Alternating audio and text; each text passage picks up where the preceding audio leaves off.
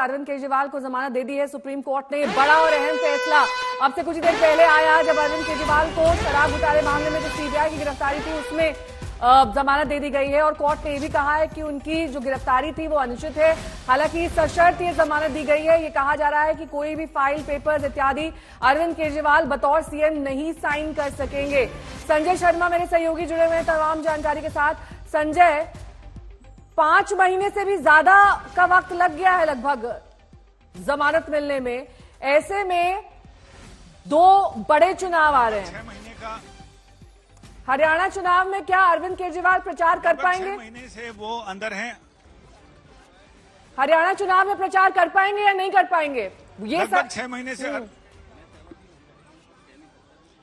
हरियाणा चुनाव में प्रचार करने से उनको कोई नहीं रोक सकता है, क्योंकि एक मुख्यमंत्री के रूप में उनकी भूमिका इसमें सीमित है, क्योंकि वो मुख्यमंत्री दफ्तर नहीं जा सकेंगे, लेकिन वो पार्टी कार्यालय जा सकते हैं, पार्टी के लिए चुनाव प्रचार कर सकते हैं। उससे कहीं कोई रोक नहीं लगाई गई है। पिछली बार भी चुनाव प्रचार करने के लिए अरविंद केजरीवाल को 20 दिनों की मोहलत दी गई थी और अब तो खैर जमानत पर रहा है, तो जाहिर है कि ऐसे में चुनाव प्रचार। आप रोकेंगे? संदीप पाठक इस वक्त बोल रहे हैं, सीधे वहीं का रुख करेंगे।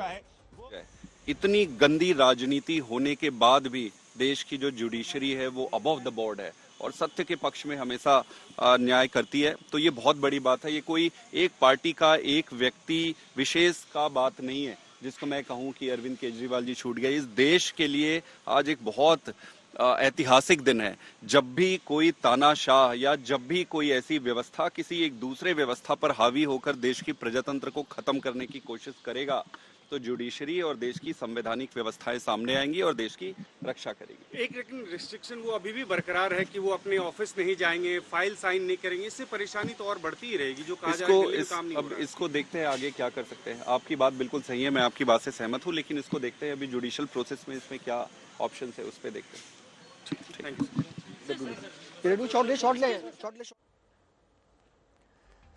तो लगभग 156 दिनों के बाद जेल में बंद दिल्ली के मुख्यमंत्री अरविंद केजरीवाल को आखिरकार सीबीआई मामले में सुप्रीम कोर्ट से जमानत मिल गई है। पहले ईडी मामले में ये एक बार फिर से साबित हो गया है कि अरविंद केजरीवाल जी जैसा सच्चा, ईमानदार, देशभक्त, कट्टर ईमानदार नेता इस देश में नहीं है।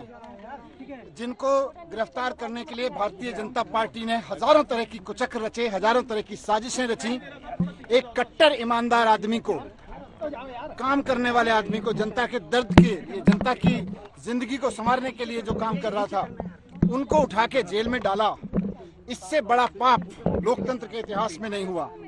आज ऑनरेबल सुप्रीम कोर्ट को हम नमन करते हैं, उनको सलाम करते हैं, उनका धन्यवाद करते हैं। हम इस देश के संविधान का धन्यवाद करते हैं, बाबा साहब का धन्यवाद करते हैं, जिनके बदौलत आज सच्चाई की जीत हुई है।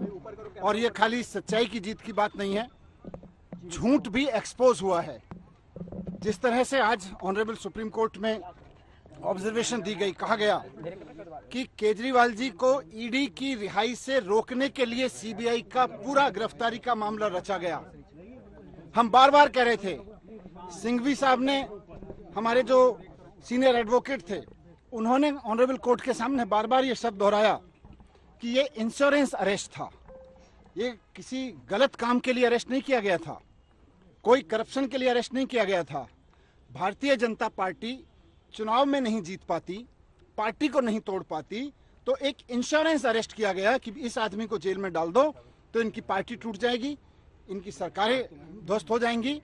लेकिन मैं बाबा साहब को और संविधान को याद करते हुए, धन्यवाद करते हुए, ऑनरेबल सुप्रीम कोर्ट को धन्यवाद करते हुए, सिंघवी साहब का धन्यवाद करते हुए, आम आदमी पार्टी के एक एक कार्यकर्ता, एक एक लीडर, पार्षद, एमएलए, एमपी, सबको भी बधाई देना चाहता हूं, धन्यवाद देना चाहता हूं कि ऐसे संकट के समय में जब भारतीय जनता पार्टी अपनी पूरी ताकत के साथ, अपने पूरे कुचक्रों के साथ उनको कुचलने की कोशिश कर रही थी, वो टूटे नहीं, हटे नहीं, झुके नहीं, सच्चाई के साथ लड़े रहे। सच्चाई की जीत हुई है, हम बहुत खुश हैं। आने वाले समय में इससे और सच्चाई के लिए लड़ने वालों को ताकत मिलेगी। बात सिर्फ केजरीवाल जी की नहीं है, जो भी आदमी सच्चाई के लिए लड़ रहा है उसको ताकत मिलेगी। ये हमारे सबके लिए बहुत भावुक पल है। हमारे बड़े भाई, हमारे मित्र, हमारे गुरु केजरीवाल जी, जिनको इस तरह से अंदर डाला गया जेल में, सबके लिए बहुत दुखद क्षण था।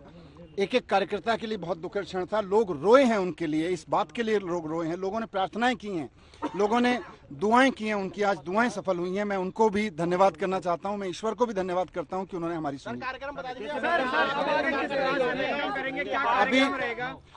अभी पूरी लीगल प्रोसेस होगी। ऑनरेबल सुप्रीम कोर्ट के आदेश के अनुसार जिस तरह का लीगल बॉन्ड वगैरह है, उसके बाद में वहां से एक बार सारी फॉर्मेलिटीज पूरी होने के बाद में हमारे वकील जैसे हमें निर्देशित करेंगे। फिलहाल हम अभी सभी मित्र लोग, सभी पार्टी के लोग, कुछ लोग मेरे साथ में, हम लोग साथ में थे। अभी हम केजरीवाल जी के घर जाएंगे। उनकी माताजी, जो हम सबकी माताजी हैं, आदरणीय हैं, उनके आशीर्वाद लेंगे, पिताजी का आशीर्वाद लेंगे, भाभी जी के साथ मिलेंगे। अभी हम वहाँ जा रहे हैं। तो ये देखिए मनीष सिसोदिया और आतिशी यहाँ पर जश्न मना रहे हैं, मिठाई खिला रहे हैं एक दूसरे को। ये तस्वीर जिसका इंतजार आम आदमी पार्टी के नेता एक लंबे समय से कर रहे थे। मनीष जी, क्या कहना चाहेंगे? जिस तरह से पहलू है, बहुत भावुक क्षण है सबके लिए, लेकिन ये सच्चाई की जीत होती है तो उत्साह भी आता है। उत्साह आता है। देखिए मनीष सिसोदिया न्यूज़ 18 इंडिया से बातचीत कर रहे थे और कह रहे थे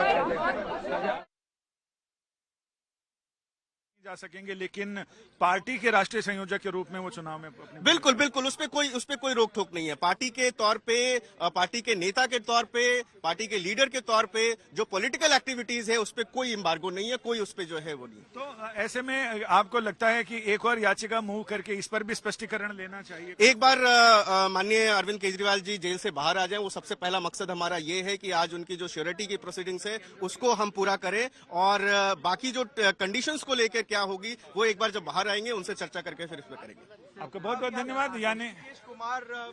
यानी ऋषिकेश सिंह ने ये साफ कह दिया है कि अब अरविंद केजरीवाल एक बार बाहर आ जाएं तो उनसे बातचीत करने के बाद कि अब इसमें आगे क्या किया जाए, और इसमें वो एक और याचिका दाखिल कर सकते हैं जिसमें संजय। इस बीच सीधे ले चलते हैं। पंकज जैन मेरे सहयोगी इस वक्त सौरभ भारद्वाज के साथ मौजूद हैं।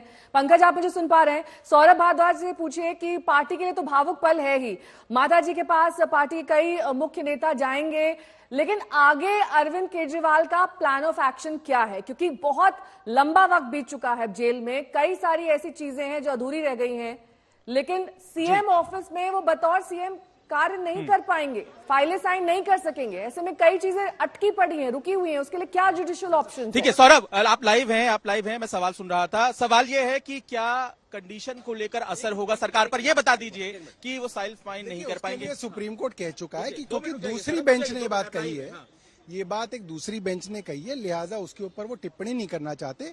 मगर उन्होंने कहा है कि ये चीज ऐसी है जिससे मैं सहमत नहीं हूं।